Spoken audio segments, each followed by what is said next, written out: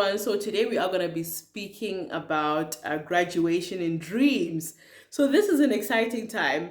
I mean, there you are. You've been doing this for the last 4 years, 5 years, 7 years to some, and finally you get your results in December, and it's saying you've passed. You've passed with distinctions.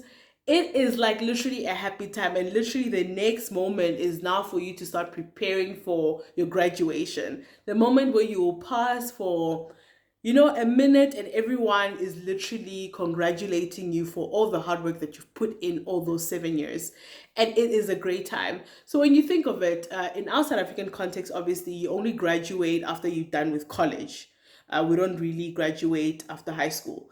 And we know that like university is the highest level of, like education in the world. Like that's where the most difficulty is. Like no one speaks of like how difficult primary school exams were. You don't even remember, but you will remember how you wrote like maybe an economics exam and how difficult it was.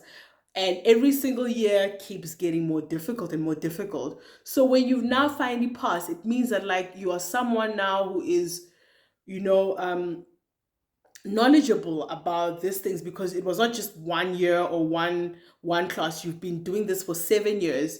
You know what you're doing. You're credible for a job.